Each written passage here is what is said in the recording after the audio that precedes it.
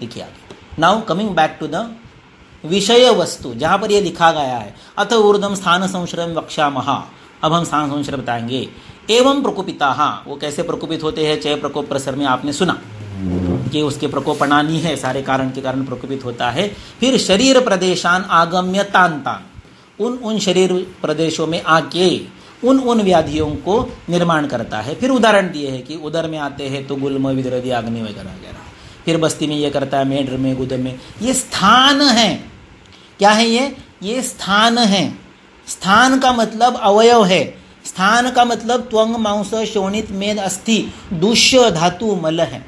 स्थान का मतलब यहाँ पर प्रमाण नहीं है, स्थान का मतलब क्षय स्थान वृद्धि वाला स्थान नहीं है ये। दिस इज एक्चुअली सप्तमी, अधिष्ठान, अधिकरण, स्थान, जागा, अलग अलग शब्द। इसलिए तोड़ना मरोड़ना नहीं, कहीं से कुछ भी नहीं जोड़ने का।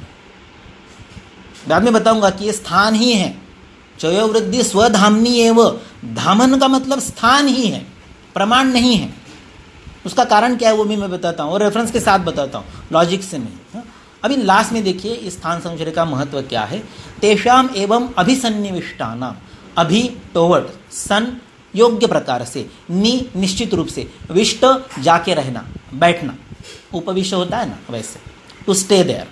तो ये चार उपसर्ग लगा के, सॉरी 3 उपसर्ग लगा के, अभि, सत और नी, ऐसे 3 उपसर्ग लगा के दोष वहां पर जाके उपस्थित हो गए हैं। ऐसी स्थिति में पूर्व रूपों का प्रादुर्भाव होता है। देखिए अभी दोष आए हैं, they have just arrived there, और अभी वहां आके उस स्थान की दृष्टि करने के बाद कुछ होगा, जो होगा उसको व्यक्ति कहेंगे, तब लक्षण आएंगे। अब वो केवल आए हैं, they have just arrived, just अलाइटेड, just arrived, इसलिए क्या निर्माण होते, पूर्व रूप प्रादुर्भाव। चय के लक्षण तो आपने वहीं पर बता दिए थे, प्रसर के बता दिए, फिर इसके बता दिए थे ना, कोष्ठोतोद संचरण आम्लिका पिपासा बता दिए थे ना, ओश चोष परिदाहो बता दिए। तो स्थान संश्रय के लक्षण बताओ ना।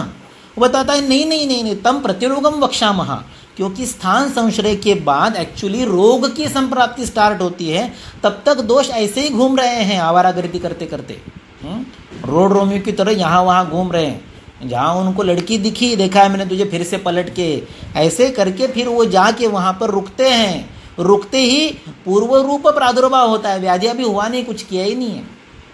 फिर दूसरों को बिगाड़ेंगे, उस स्थान में कुछ विकृति पैदा करेंगे, तब व्याधि होगा, तब लक्षण आएंगे। इसलिए स्थान संश्रय के लक्षण नहीं है, वो तम प्रतिरोगम, उस रोग में बताएंगे। ऐसे पूर्व रूपगतेषु दोषेषु, ये चतुर्थ क्रियाकाल है, ये गिनने की बात है। ये क्या है, गिनने की बात है। ऐसे में क्यों कर रहा हूं लास्ट में बताऊंगा आगे। स्थान संश्रय का डल्लनोक्त डेफिनेशन देखिए, प्रसृतानाम दोषाणाम, जिन दोषों का प्रसर हुआ है, जो दोष फैले हुए हैं, उनका स्रोतो वैगुण्य के कारण, जाने वाले मार्ग में आने वाली विगुणता के कारण। स्रोतों का मतलब स्रोतस नहीं है यहाँ पर, anything they are growing through. वो सिरा हो सकती है, रसायन हो सकती है, आशय हो सकता है, निकेत हो सकता है, मार्ग हो सकता है, कुछ भी हो सकता है। उसकी विगुणता के कारण, गुणवत्व यानी हमेशा की तरह बहना, ट्रैफिक जाम नहीं है, अपनी गति से चल रहा है। लेकिन संग कब होता है, जब कोई विगुणता आती है, किसी ने बीच में कोई एक्सीडेंट हो गया, बीच में कहीं गड्ढा आ गया, बीच में पानी आ गया, बीच में वृक्ष टूट के गिर गया, किसी की सभा आ गई, कोई मोर्चा आ गया, तो ट्रैफिक जाम हो जाता है। वैसे स्रोतो वैगुण्य किस कारण से होगा पता नहीं, वैगुण्य के कारण अलग है, दोषों के प्रसृत होने के, प्रकोपित होने के कारण अलग है, और इन दो अलग अलग इवेंट के कारण संग हो जाता है।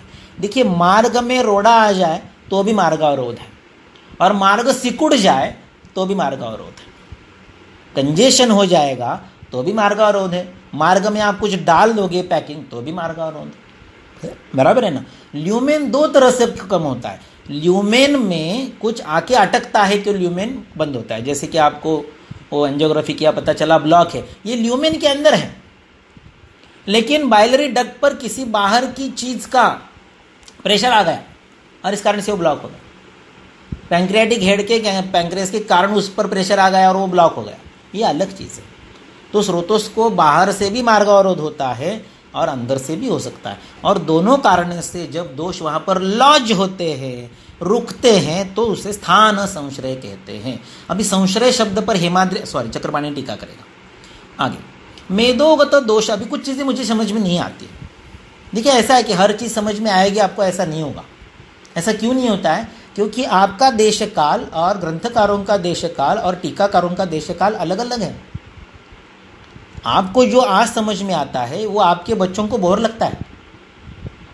अभी लॉकडाउन का पीरियड है, मैंने बच्चों को बोला यार हमारे ज़माने में ये पिक्चर है, आप देख लो, कितने अच्छे पिक्चर बताए। वो बोले कितना बोर है। मैंने प्यार किया लगाया मैंने, तो आधे पिक्चर के बाद बोले यार इसमें कुछ होता ही नहीं, ऐसा थोड़ी सलमान खान होता है, उसको कुछ पैक नहीं है, कितना दुबला पतला है, नहीं देखेंगे। बंद कर दिया पिक्चर मेरे बच्चों ने। तो जिस पिक्चर के लिए हमने स्क्रीन पर पैसे फेंके हैं वो पिक्चर आज बच्चों को अच्छा नहीं लगता है, वो बोर लगता है उनको। जो जीता है सिकंदर बोले क्या है इसमें, कितना बोर है, कब साइकिल रेस आएगी, साइकिल रेस तो लास्ट में है। तो अभिप्राय बदल जाता है देश काल के साथ। इसलिए जो डल्लन ने लिखा है, जो सुश्रुत ने लिखा है, मुझे पूरा का पूरा समझ में आएगा, ऐसी स्थिति मेरी बुद्धि की सर्वोत्तम स्थिति में भी नहीं होती है, क्योंकि देश और काल बदल जाता है। ज्ञानेश्वरी मराठीत लिहिली आहे 700 वर्षापूर्वी, मराठीत समजते का आज नाही। सोनोपंत दांडेकरांनी जर ज्ञानेश्वरीच्या मराठीचं आजच्या मराठीत रूपांतर केलं नसतं तर आम्हाला ज्ञानेश्वरी झेपली नसती।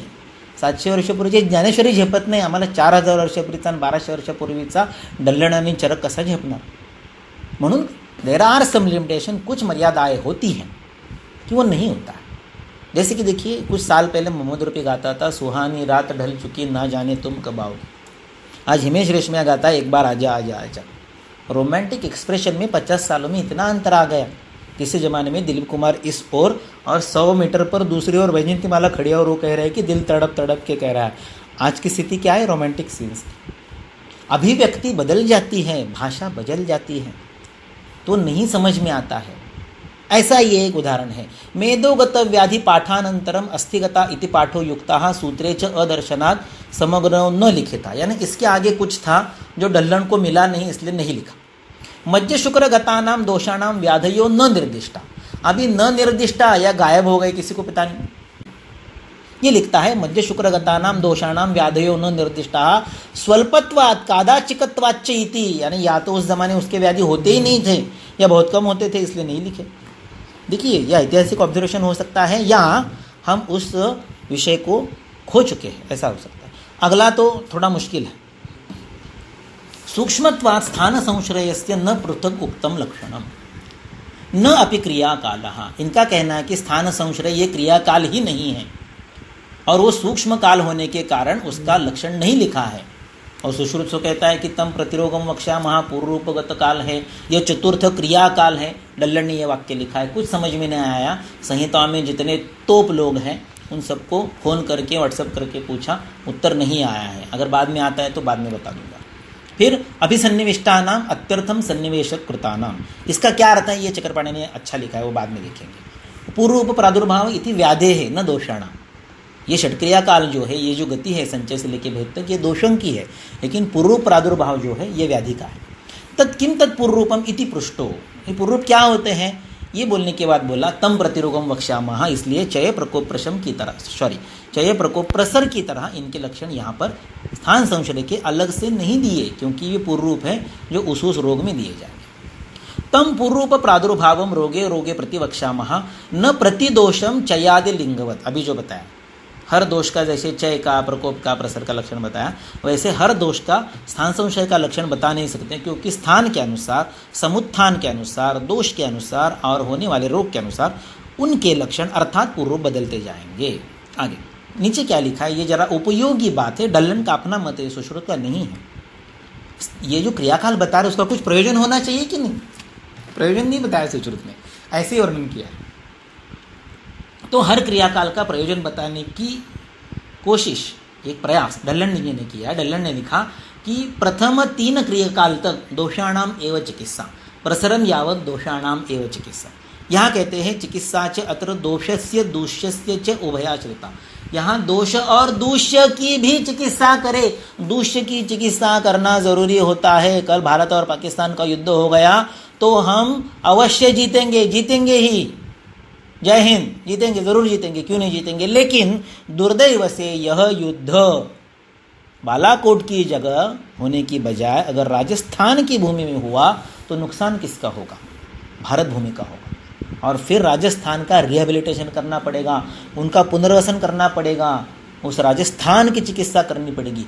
इसलिए स्थान संश्रय के बाद दूषों की भी चिकित्सा करनी पड़ती है। इसलिए वाग्भट सूत्र स्थान 4 पढ़िए, जहाँ पर लिखा है कि सब कुछ होने के बाद आप क्या कीजिए कि भेषज के कारण जो देह क्षीण हुआ है, भेषज क्षपिते देहे पथ्यम आहारैहि ब्रूहणम कर्मात् हृदयदीपन भेषज संयोगाद रुचिपक्तिदैहि तथा सलभते शर्म सर्व पावक पाटवम धीवर्णेन्द्रिय वैमल्यम वृषताम दीर्घमायुषा। यानी दूष्य की चिकित्सा लिखी है, जरूर करनी पड़ती है। आगे अभी भानुमति में चक्रपाणी क्या लिखते हैं? चक्रपाणी लिखते हैं स्थान संश्रय अर्थात दोष दूष्यस्य संश्रयः, दोष का दूष्य में संश्रय होना, दोष और दूष्य का संश्रय। अभी सं शब्द का मतलब देखिए। अभी हाँ, सुबह एक क्वेश्चन भेजा था कि एक ही अगर संप्राप्ति है, एक ही स्थान संश्रय है, तो क्या दो अलग व्याधि हो सकते? इसका उत्तर दिया है उदर सन्निवेशे साधारणे अपि। उदर यह एक कॉमन स्थान संश्रय होने के बावजूद विद्रध्यादि कार्य भेदा स्थान संश्रय भेदा सूक्ष्मोज्ञेयः, उसमें स्थान संश्रय का थोड़ा सूक्ष्म भेद होता है, ऐसा चक्रपाणी का कहना है। अगर सूक्ष्म भेद नहीं होता, नहीं एकस्मात् स्थान संश्रयात् एक जाति दोषकृतात् भिन्ना रोगा भवितुम अर्हन्ति। एक ही स्थान संश्रय से, एक ही प्रकार के दोष से अन्य अन्य रोग नहीं हो सकते। अगर उसमें कुछ भेद नहीं होगा तो, यानी भेद होता है तो भेद किसका होता है? समुत्थान विशेषता।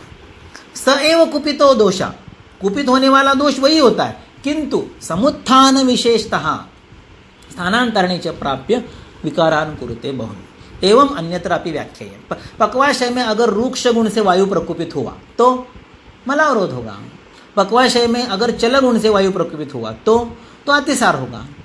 बराबर है ना? वही दोष है स एव कुपितो दोषा। समुत्थान, निदान क्या है? रूक्ष है, मलावरोध हो गया। निदान क्या है? चल गुण है, अतिसार हो गया। इस तरह से संश्रय स्थ संशब्दश्च, संश्रय में सं शब्द क्यों आया? गच्छन तो मार्ग मात्र संबंधस्य व्याधे हेतुर निराशा। आप जाते जाते उस स्थान से निकल गए, गुजर गए तो व्याधि नहीं होता है। मार्ग संबंध मात्र, केवल टच करके निकल गए तो व्याधि नहीं होता है। वहां से गुजरने वाले विकृत दोषों से व्याधि नहीं होता है। पुलवामा में गाड़ी उड़ा दी गई, कई सैनिक मर गए, लेकिन वो गाड़ी वहां से पहुंचने से पहले उन स्फोटकों से भरी हुई न जाने कितने किलोमीटर ट्रैवल करके आई थी। वहां उसने कुछ किया क्या? नहीं। मार्ग संबंध मात्रस्य हेतु व्याधि हेतु निराशा, वहां व्याधि नहीं किया। व्याधि कहाँ किया? अत्यंत सन्निविष्टानाम, वहां जाके बैठ गए, वहां जाके कुछ विकृति की, तब स्फोट हुआ, तब मृत्यु हुए। आगे पूर्व रूपम एवं स्थान संश्रय लिंगम, स्थान संश्रय के लक्षण क्या होते हैं? पूर्व रूप होते हैं। फिर ये क्या है दोनों में संबंध? इसलिए एक विश्वामित्र का प्रसिद्ध श्लोक है, स्थान संश्रयिणो क्रुद्धा भावी व्याधि प्रबोधकम दोषा कुर्वन्ति यल्लिंगम पूर्वरूपम तदुच्यते। क्रुद्ध दोष भावी व्याधि को बोधित करने वाले जो लक्षण निर्माण करते हैं स्थान संश्रय करने के बाद, उन लक्षणों को पूर्व रूप कहते हैं। आपको बताइए, तच्च दोष गमकम भावी व्याधि गमकंच, ये दो प्रकार के होते हैं। दोष को बताने वाले विशेष पूर्व रूप, सामान्य तो विशेषात तो जृंभात्यर्थम समीरणात् पित्तान्नयनयोर्दाह कफात अन्नारुचिर्भवे, ये दोष के पूर्व रूप बताने वाले होते हैं। बहुत कम है, केवल ज्वर में बताया गया, बाद में नहीं है। और भावी व्याधि बोधकम, जो हर व्याधि में बताया गया है। फिर व्याधेर जातेर बुभूषा च पूर्व रूपेण लक्ष्यते, व्याधि की जाति यानी दोष और बुभूषा उत्पन्न होने की इच्छा, ये पूर्व रूप से पता चलती है। और भावाहा प्रत्यक्ष अस्तित्व हो गया, आ गया व्याधि, यानी बीइंग नाउ प्रेजेंट टेंस, यह और किम आत्मकत्वम, और वो दोष कौन सा है, ये दोनों बातें लक्षण से पता चलती है। तो पूर्व रूपगतेषु पूर्व रूपावस्थागतेषु व्याधि जनन उन्मुखेषु दोतेषु, तो ये दोष जो है ये व्याधि जनन की प्रोसेस की शुरुआत में है। ओके, तो संचय प्रकोप प्रसर ये व्याधि जनन की शुरुआत नहीं है, ये दोषों की विकृति है। व्याधि की शुरुआत कहाँ से है? स्थान संशय से। आगे, शोतश्च यह व्रण शोफः उच्यते, गलती से शो हुआ है, ये श नहीं, व्रण शोफ होना चाहिए। शोथ लिखा है ना, षष्ठ पंचम क्रियाकाल में शोथ लिखा है। तो शोथ कौन सा है? ना सामान्य स्वेलिंग एडिमा नहीं, शोथ का मतलब है व्रण शोथ उच्यते। उत्तर कालम षष्ठ क्रियाकाल में अवदीर्णता अभिधानात्, तो व्रणशोथ का व्रण होने वाला है, तो व्रणशोथ ये पंचम क्रियाकाल, भेद होके व्रण उत्पत्ति हो गई षष्ठ क्रियाकाल। व्रणशोथ का अवदीर्णता होता है, फूटता है। अत ऊर्ध्वम एतेषाम अवदीर्णानाम व्रणभावम आपन्नानाम षष्ठ क्रियाकाल। अवदीर्ण होके व्रण निर्माण हुआ तो षष्ठ क्रियाकाल। अब इसका मतलब समझ सकते हैं आप। अभी मैं आपको एक महत्व की बात बताता हूँ कि ये जो संचय से लेके भेद तक बातें हैं, ये संचयंच प्रकोपंच प्रसरण स्थान संशय व्यक्ति भेदम चयोत्य दोषाणाम स भवेद विषक, ये वर्ण के बारे में लिखा है। ये ज्वर, रक्त, पित्त, गुल्म, अतिसार, प्रमेह, कुष्ठ के लिए नहीं है, ये केवल व्रणशोथ के लिए।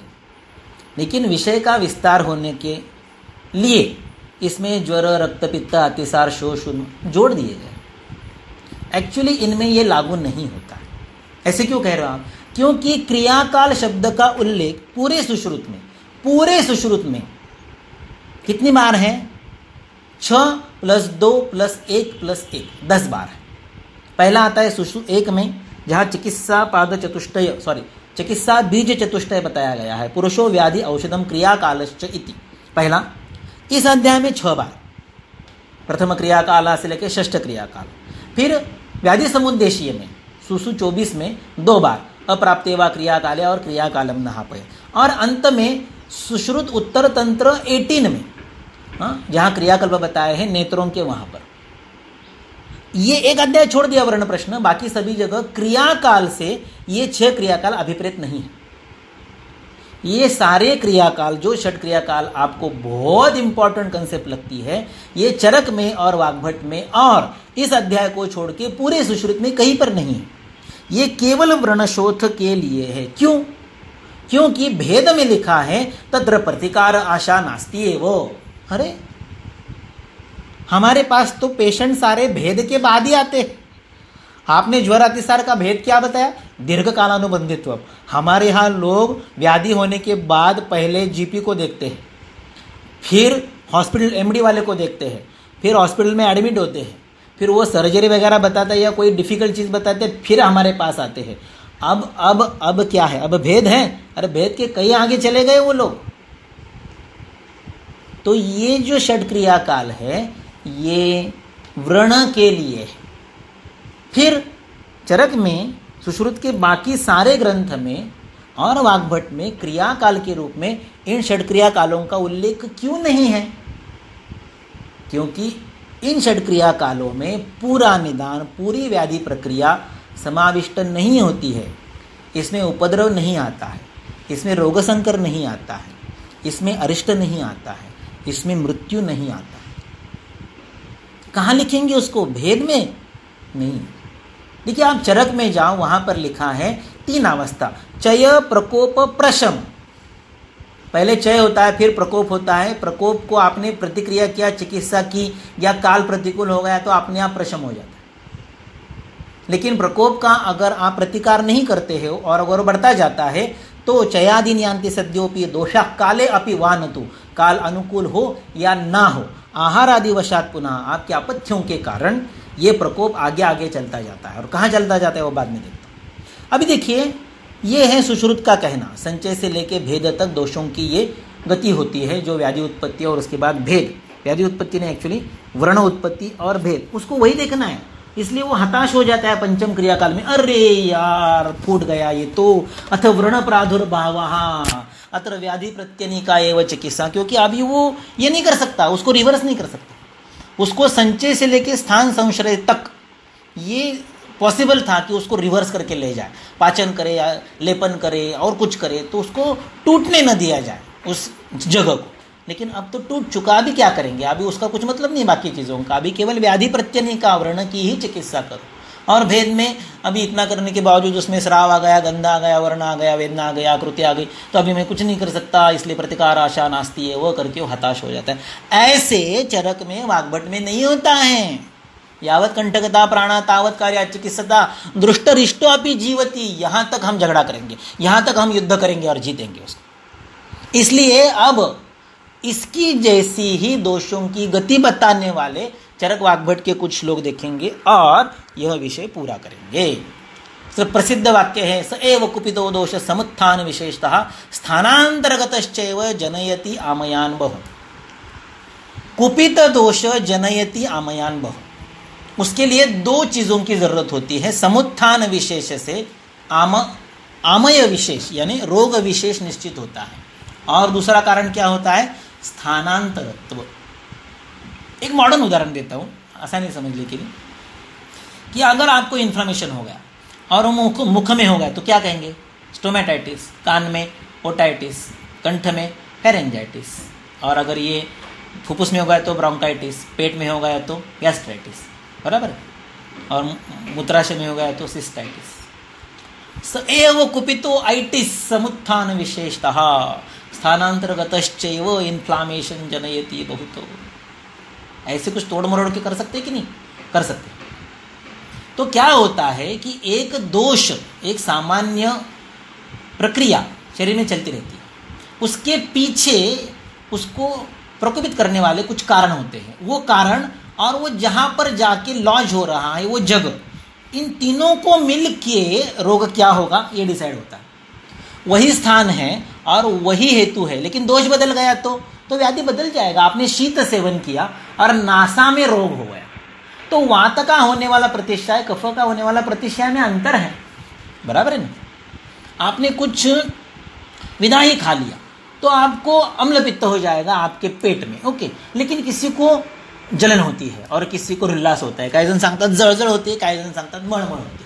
ये क्या होता है, तो समुत्थान, स्थान और दोष, इनके इंटरप्ले से जनयति आमयान बहु। इसलिए तस्माद विकार प्रकृति, विकार प्रकृति यानी विकार को निर्माण करने वाला दोष, अधिष्ठानांतर यानी स्थान, स्थान का अर्थ जगह, अधिष्ठान, सप्तमी, अधिकरण, प्लेस, साइट, लोकेशन, यही होता है। क्षय स्थान वृद्धि वाला स्थान नहीं, स्थान ही होता है। और समुत्थान विशेष, उसका हेतु इनको बुधवा, इन तीनों को जान ले, यो ही एतत् तृतयम ज्ञात्वा, इन तीनों को जाने, छह को जानने की बात कहीं नहीं लिखी है आगे। स एव कुपितो दोषः समुत्थान विशेषतः स्थानांतरण च प्राप्य विकारान कुरुते बहु। चरक सूत्र का जो वाक्य था उसको थोड़ा वाग्भट ने शब्दांतरित करके ये लिखा है वाग्भट सूत्र 12 में, इसको हमने थोड़ा सा अल्टर किया। स एव संचित क्लेद समुत्थान विशेषता स्थानांतरण च प्राप्य विकारान कुरुते बहुन। और ये जो वाक्य है, संचित क्लेद का स्थान बदलने के कारण और उसका प्रकोप हेतु बदलने के कारण होने वाला मैनिफेस्टेशन, अष्टांग हृदय सूत्र स्थान 9 से लेके 16 तक ये है। अष्टांग हृदय सूत्र, sorry extremely sorry, it is अष्टांग हृदय निदान स्थान 9 से लेके 16। अष्टांग हृदय निदान स्थान 9 है अश्मरी। क्लेद का संहति भाव हुआ, मूत्र वह स्रोतस में, अश्मरी हो गई। क्लेद मूत्र के साथ घुल मिल के निकल गया, 10वां अध्याय में हो गया। क्लेद जो है वो मूत्र के साथ निकल नहीं गया। शरीर विसृप्तिम अभिलभते मांस मेदोभ्याम मिश्रीभूय पिटकाम जनयति, 10वें अध्याय का अंतिम भाग। फिर उसमें सबसे डिफिकल्ट है पित्त प्रधाना विद्रधि, 11वां अध्याय। फिर यही क्लेद जो है ये पतला होके वृषण में आ गया, वृद्धि। यही क्लेद जो है ये पिंड तत्व होके कोष्ठ में आ गया, गुल्म। यही क्लेद जो है वो पतला पतला द्रवीभूत होके उदर की त्वचा और मांस के बीच में आ गया। कुर्युस्त्वं मांस संदिगाः अष्टौ उदराणि, उदर कर गया। यही द्रवीभूत क्लेद जो है वो उदर के नहीं बल्कि पूरी शरीर के त्वचा और मांस के बीच में आ गया तो पांडु होता है।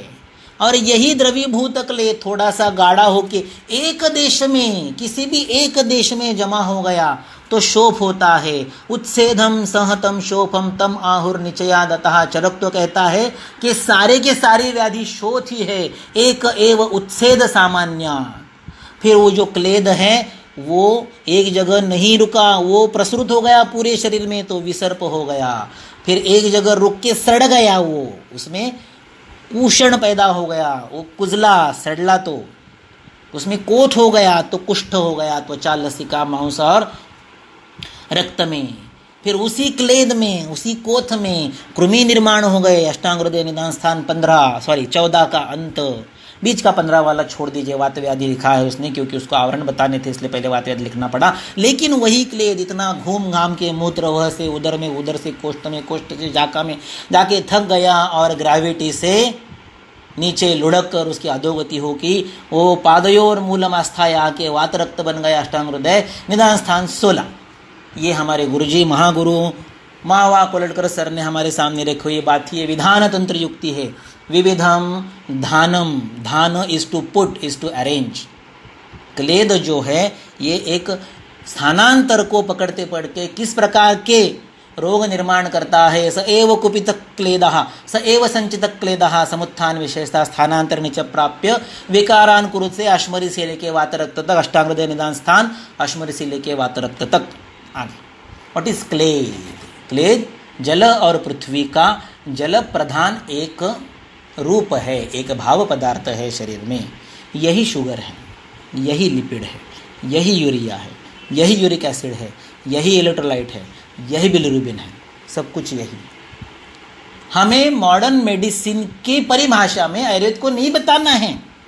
वात इज नॉट न्यूरोलॉजी, पित्त इज नॉट डाइजेस्टिव सिस्टम, अस्थि इज नॉट बोन, हृदय इज नॉट हार्ट। हमें मॉडर्न मेडिसिन में जो लिखा जा रहा है, पेशेंट हमारे सामने आके रख रहा है, उसको हम झुटला नहीं सकते क्योंकि वो प्रत्यक्ष पर है। उसको मेरी भाषा में समझना है। मेरी भाषा है दोष रस गुण महाभूत, उसमें समझना है। आयुर्वेद को मॉडर्न मेडिसिन में लिखने की उनको जरूरत नहीं है। आयुर्वेद केवल इस देश में कुछ लोगों के कल्याण के लिए काम करता है, लेकिन मॉडर्न मेडिसिन पूरे वर्ल्ड में काम करता है। उनको आपके शास्त्र को समझने की उनको जरूरत नहीं है, लेकिन उनकी रिपोर्ट लेके पेशेंट रोज हमारे ओपीडी में आके बैठ जाते हैं। उन चीज़ों को झुटला नहीं सकते क्योंकि वो प्रत्यक्ष पर है। उन रिपोर्ट्स को, उन फाइंडिंग्स को, उन इमेजेस को, उस एमआरआई को, उस एक्सरे को, उस सोनोग्राफी को, उस पेट स्कैन को, उस हिस्टोपैथोलॉजी के रिपोर्ट को मुझे मेरी परिभाषा में समझना है। मुझे महाभूतों में, रसों में, गुणों में, दोषों में उसको समझूंगा तो मुझे उसको वातघन के, पित्तघन के रूप में काम करने का अवसर मिलेगा और मैं जो ट्रीट करूंगा वो उनकी परिभाषा में रिफ्लेक्ट होगा। मैं जितनी साय भरचक कोशिश कर रहा है कि चीज़ों को मॉडर्न में लिखने की, लेकिन शुगर अघनम कुछ नहीं मिलेगा, यूरिया घनम कुछ नहीं मिलेगा। मिलेगा क्या? वातघनम वातलम, पित्तघनम पित्तलम, श्लेष्मघनम श्लेष्मलम, वही मिलेगा। पृथ्वी मिलेगी, जल मिलेगा, वायु आकाश अग्नि मिलेगा, वही मधुराम्ल लवण मिलेंगे, वही गुरुमंद रघु वृक्ष तीक्ष्ण मिलेंगे। इस भाषा में मुझे आने वाले नए हेतुओं को, नए लक्षणों को समझ के नया औषध स्कंद लिखना है। आगे संप्राप्ति का एक पर्याय नाम आगति है और उसको चक्रपाणि ने लिखा उत्पाद कारणस्य दोषों का व्याधि जनन पर्यंतम गमनम। ये पूरी जो जर्नी है, ये जो प्रवास है, ये संप्राप्ति जानना हमारा काम है। अष्टांग हृदय सूत्र स्थान 11 के अंत में लिखा है दोषा दुष्टा रसई ही। आहार में जो रस लिए जाते हैं उससे दोष दुष्ट होते। दूषयंती उभये मलान, दोष दुष्ट होके धातुन दूषयंती, दोष और धातु मलों को दूषित करते हैं। मला मलायनानि दूषयंती। और फिर यथास्वम तेषु, तेषु इति मलायनेषु गदाहा भवन्ति, गदास्युः। रोग कहाँ होते हैं? मल आयनों में होते हैं। तो स्थान होता है, स्थान यानी जगह, मलायन प्रमाण नहीं। फिर अष्टांग हृदय निदान स्थान 1 के अंत में लिखा है अधिष्ठान प्रतिरोगम इति क्रुद्धा यथा दुष्टेन दोषेण। रोगाधिष्ठान गामिनी स्थानांतराणि च प्राप्य रसायनि प्रपद्याशु दोषादेहे विकुर्वते निर्वृत्तिरामयस्यास्यो जनयन्त्यामयान बहुन। कुछ भी लिखो यार, ये लोग उसी संप्राप्ति को यथा दुष्टेन दोषेण यथा चान विसर्पता निर्वृत्तिरामयस्यासो प्रतिरोगमिति क्रुद्धा रोगाधिष्ठान गामिनी दोषा दुष्टा रसेर धातून उत्पाद कारणस्य व्याधि जनन पर्यंतम गमनम या फिर ये सएव कुपितो दोषा समुत्थान विशेषता या संचयन च प्रकोपन च प्रसन्न स्थान, क्या कह रहे ये लोग?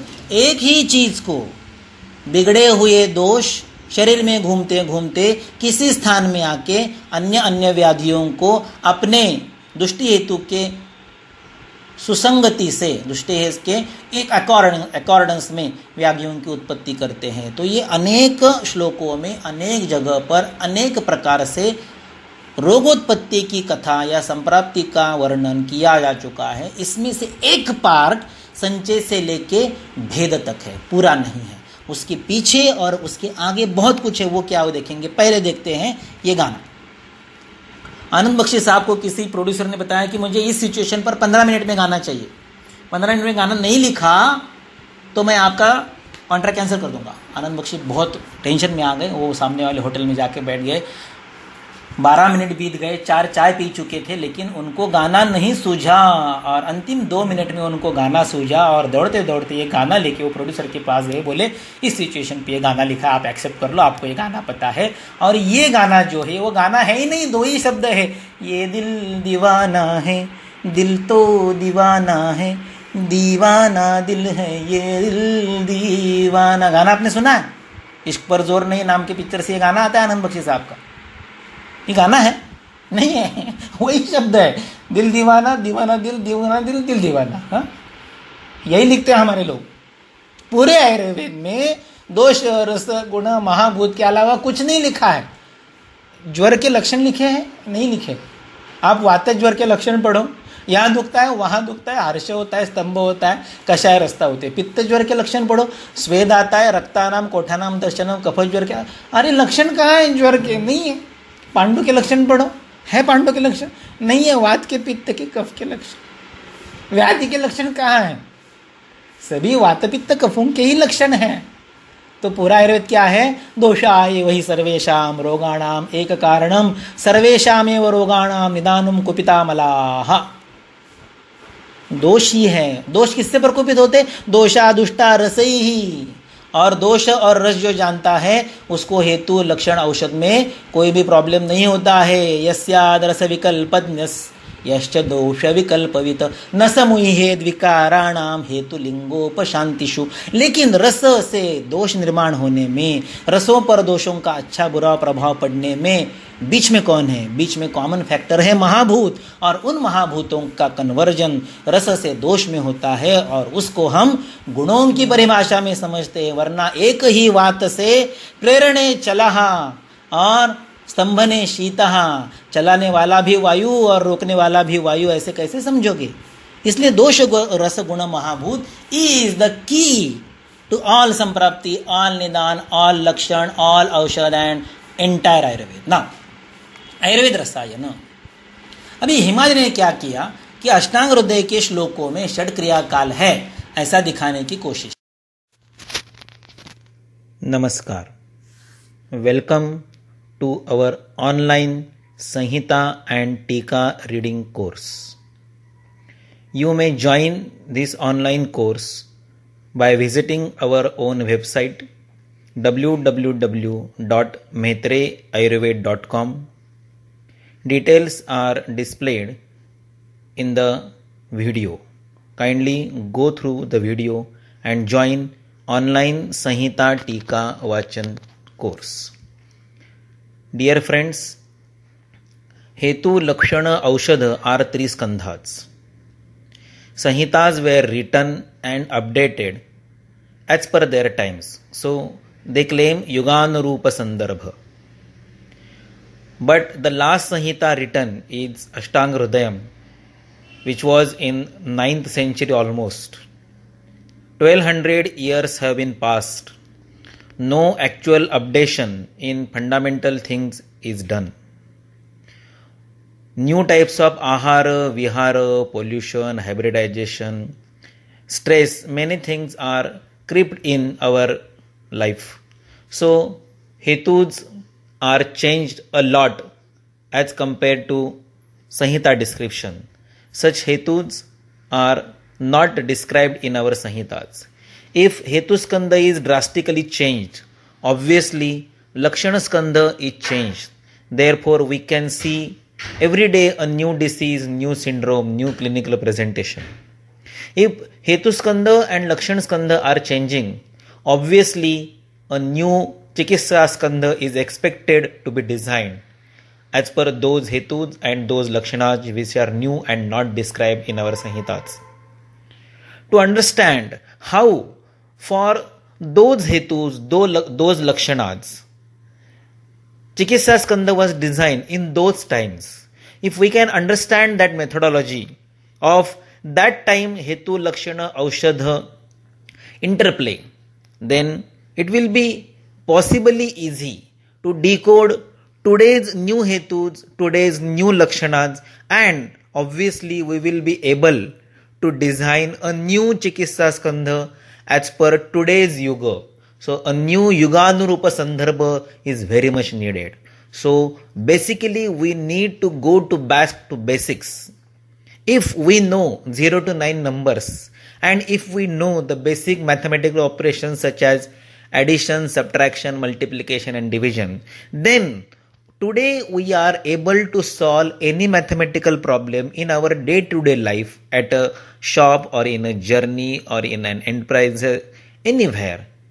Which mathematical problems are not solved by us in our textbook during our childhood mathematical education. Similarly, if we can understand the dosha rasa guna mahabhut interplay about the Hetus and Lakshanas in those times which are written in our Samhitas, and similarly we can understand their implication in terms of dosha rasa guna mahabhut in Chikitsa Skandha of those times for those Hetus, those Lakshanas which are described in Samhitas, then it is very much sure that we will be able to design a new Chikitsa Skandha for today's new Hetus and new Lakshanas. All of you must have a great respect about Bhagwan Shri Rama. You will be having a great respect about the great Chhatrapati Shivaji Maharaj. Prabhu Ramachandra fought against the demons using arrow and bow. Chhatrapati Shivaji Maharaj fought against their enemies using sword and shield. Is it possible to use arrow and sword for today's enemies? No. Enemies are changed, their tactics are changed, so we have designed new type of weapons to fight against them. Similarly, if new Hetus and new Lakshanas are in front of us as a new clinical presentation, then we in today's era must design a new Chikitsa Skandha. We cannot fight newer Hetus and newer Lakshanas using the age-old Chikitsa Skandha. Look, dosha rasa guna mahabhut will remain same. Guduchi, Ananta, Shatavari, Ashwagandha, Shunthi, Marich, Pippali will remain same. But for today's Hetus and today's Lakshanas, we have to permute and make new combinations to design a new Chikitsa Skandha which will yield a sure shot success. And for there, we need to go for original Samhita and original Tika Adhyayan once again. Welcome to online course for Samhita Adhyayan and Tika Vachan, and also you can join our online course for Tantra Yukti application in Samhita Adhyayanam. Welcome.